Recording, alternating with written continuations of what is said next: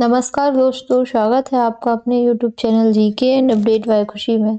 और आज के इस वीडियो में हम बात करने वाले हैं आरआरबी ग्रुप डी के 11 दिसंबर के थर्ड शिफ्ट में पूछे गए जीके के प्रश्न, जो कि आपके एग्जाम के लिए बहुत इंपॉर्टेंट है। तो प्लीज वीडियो को अंत तक जरूर देखें। अपना पहला प्रश्न है, सतत विकास रिपोर्ट 2025 में भारत का कुल स्कोर क्या रहा?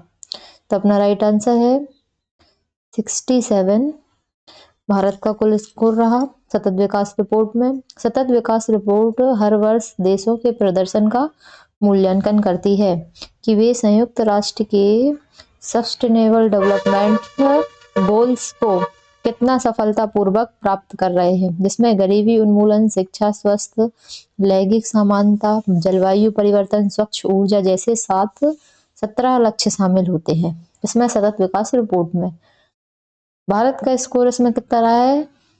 67 रहा है, जिसका अर्थ क्या है कि भारत कई क्षेत्रों में प्रगति कर रहा है, लेकिन स्वस्थ पर्यावरण, स्वच्छ ऊर्जा और गरीबी उन्मूलन जैसे क्षेत्रों में अभी भी सुधार की आवश्यकता है।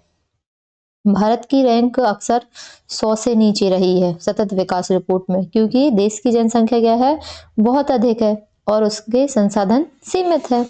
रिपोर्ट का निर्माण तो सस्टेनेबल डेवलपमेंट सॉल्यूशन नेटवर्क की SDSN द्वारा किया जाता है। नेक्स्ट क्वेश्चन है, IPL 2025 में 150 मैच जीतने वाली पहली टीम कौन बनी? तो अपना राइट आंसर होगा Mumbai Indians. Mumbai Indians IPL में 150 मैच जीतने वाली पहली टीम है।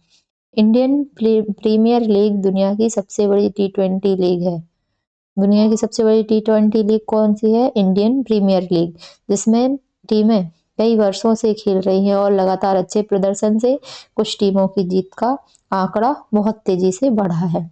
मुंबई इंडियंस जो IPL की सबसे सफल टीमों में से एक है, 2025 में 150 मैच जीतने वाली पहली टीम बनी।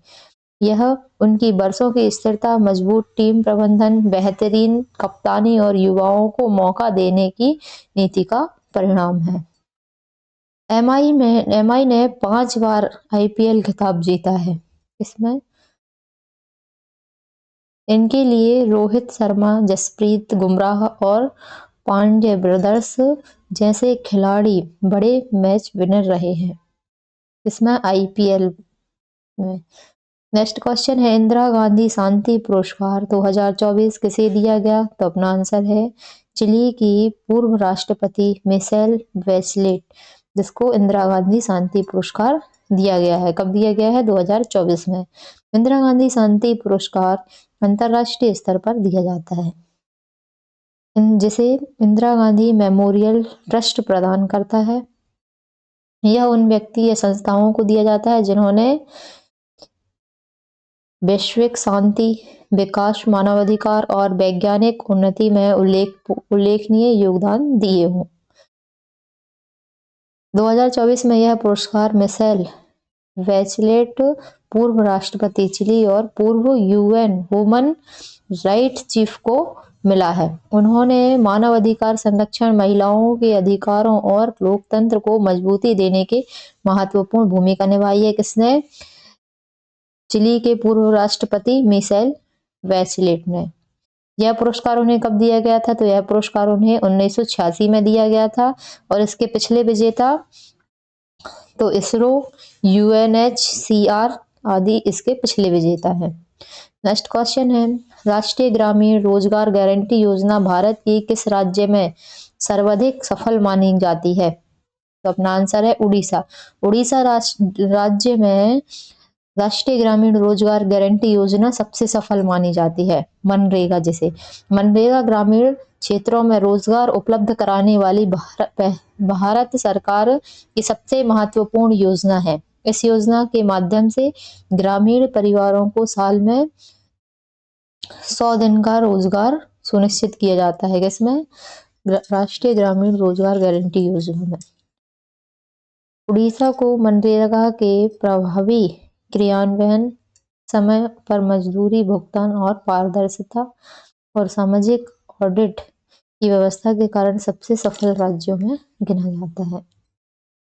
उड़ीसा में महिलाओं को मनरेगा में भागीदारी बहुत अधिक है।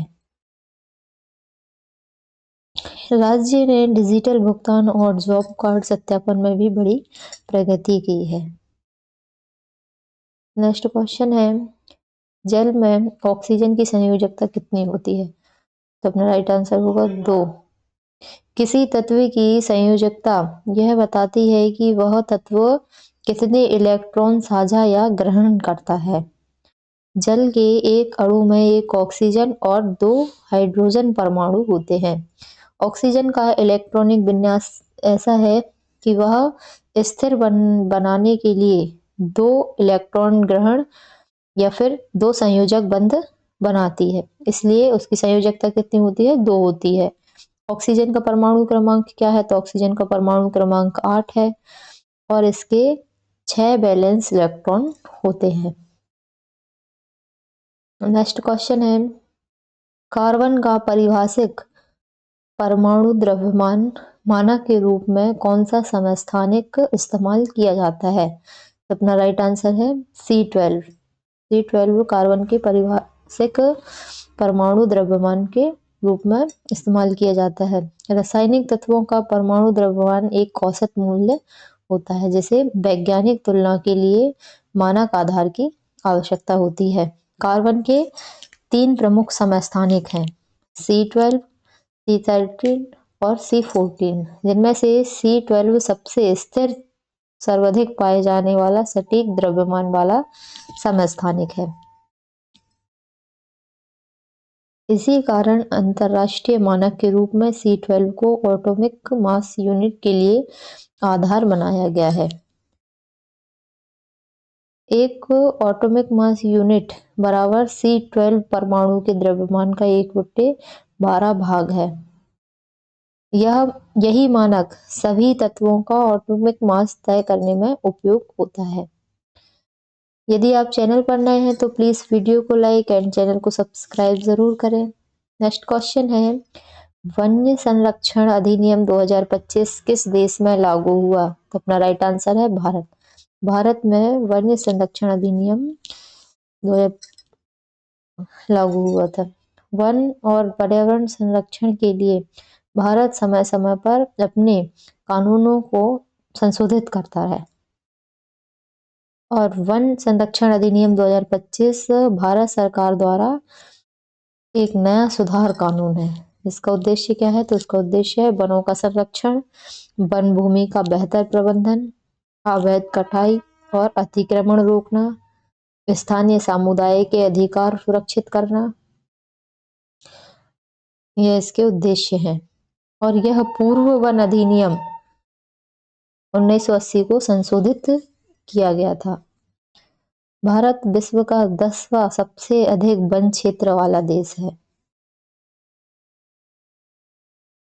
नेक्स्ट क्वेश्चन है, विश्व पर्यावरण दिवस कब मनाया जाता है? तो अपना राइट आंसर है 5 जून। 5 जून को विश्व पर्यावरण दिवस मनाया जाता है।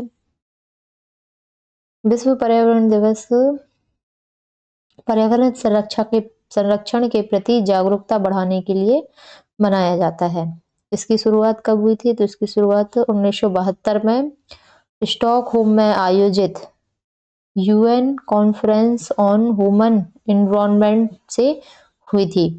यह हर साल अलग अलग थीम और होस्ट देश चुने जाते हैं इसमें विश्व पर्यावरण दिवस में, जिनके माध्यम से प्रदूषण, जलवायु परिवर्तन, वनों की कटाई, प्लास्टिक वेस्ट जैसी समस्याओं के समाधान पर काम किया जाता है। और इसका आयोजन कौन करता है? UNEP, United National Environment Programme, इसका आयोजन करता है। और इस 2023 की थीम क्या थी इसमें? तो इसमें 2023 की थीम थी वेस्ट प्लास्टिक पॉल्यूशन। और 2024 की थीम क्या थी? Land restoration. नेक्स्ट क्वेश्चन है, टाइगर क्लॉव अभ्यास भारत और किस देश के बीच आयोजित किया जाता है? तो अपना राइट आंसर है भारत और संयुक्त राज्य अमेरिका। टाइगर क्लब भारत और अमेरिका के बीच आयोजित होने वाला एक संयुक्त सैन्य अभ्यास है, जिसका उद्देश्य क्या है? तो उसका उद्देश्य है दोनों देशों की सेनाओं के बीच सामरिक सहयोग, युद्ध कौशल, आतंकवाद विरोध, सैनिकों की संयुक्त प्रशिक्षण क्षमता को बढ़ावा देना इसका उद्देश्य है। किसका? टाइगर क्लब अभ्यास का।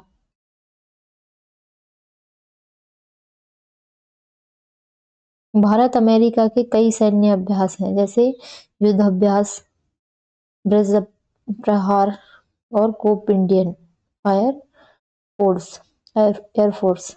यह अभ्यास दोनों देशों की सामरिक साझेदारी को मजबूत बनाते हैं। नेक्स्ट क्वेश्चन है, प्रोटीन युक्त अंडे का मुख्य पोषण कहाँ पाया जाता है? तो अपना राइट आंसर होगा गर्भाशय, मतलब याक, जिसमें प्रोटीन युक्त अंडे पाए जाते हैं। अंडे में दो मुख्य भाग होते हैं, अंडे का एक सफेद भाग और एक पीला भाग। सफेद भाग में मुख्य रूप से प्रोटीन होता है और जबकि पीले भाग में यॉक होता है। प्रोटीन वसा, खनिज, vitamin A, vitamin D, vitamin E और के पाए जाते हैं। इसलिए अंडे का सर्वोच्च पोषण मूल्य यही केंद्रित होता है। नेक्स्ट क्वेश्चन है, शुक्राणु निर्माण के लिए पुरुष के शरीर का सामान्य तापमान से कितना कम होना आवश्यक है? तो अपना राइट आंसर है 2 से 3 डिग्री सेल्सियस कम होना आवश्यक है। शुक्राणु निर्माण पुरुष शरीर के वृषण में होता है। वृषण शरीर के बाहर स्थित होता है। क्यों? क्योंकि शुक्राणु बनने की प्रक्रिया सामान्य शरीर तापमान पर संभव नहीं होती। इस प्रक्रिया को सफल होने के लिए 2 से 3 डिग्री सेल्सियस कम तापमान चाहिए होता है। वृषण का तापमान नियंत्रित करने में स्क्रोटम और क्रेमेस्टर मसल्स महत्वपूर्ण भूमिका निभाते हैं। अत्यधिक गर्मी में प्रजनन क्षमता क्या होती है? घट जाती है। नेक्स्ट क्वेश्चन है, प्रभु मास्टर्स 2025 शतरंज का खिताब किसने जीता? अपना राइट आंसर है अरविंद चिदंबर। प्रभु मास्टर्स अंतरराष्ट्रीय स्तर का एक प्रतिष्ठित शतरंज टूर्नामेंट है जिसमें विश्व के शीर्ष ग्रैंड मास्टर्स हिस्सा लेते हैं। 2025 संस्करण में भारतीय ग्रैंड मास्टर अरविंद चिदंबर ने यह उत्कृष्ट प्रदर्शन करते हुए यह खिताब जीता है। कौन सा? भारत शतरंज में तेजी से उभर रही शक्ति है। विश्वनाथन आनंद, गुकेश प्रजानंद, विदित जैसे दिग्गज खिलाड़ी भारत की पहचान है। यदि आप चैनल पर नए हैं तो प्लीज वीडियो को लाइक एंड चैनल को सब्सक्राइब करें।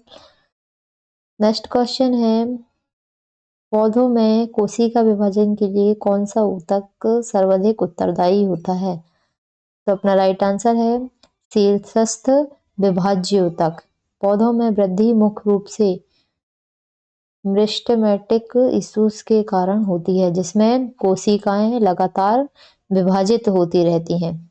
एपिकल मेरिस्टेम जड़ और तने के सबसे ऊपर पाया जाता है और पौधे की लंबाई बढ़ाने का सबसे प्रमुख ऊतक है। मेरिस्टेम के 3 प्रकार हैं, एपिकल, इंटरकलर्सी और लेटरल। यह 3 प्रकार हैं ऊतक के और यह पौधों को ऊंचाई, मोटाई और शाखाएं बनाने में मदद करते हैं। तो दोस्तों, आपकी सफलता ही हमारा मकसद है। अगर आज की वीडियो आपको पसंद आई हो तो वीडियो को लाइक और शेयर जरूर करें और नई अपडेट और जीके की वीडियो देखने के लिए चैनल को सब्सक्राइब कर लें। मिलते हैं अगले वीडियो में। Thank you. जय श्री कृष्ण।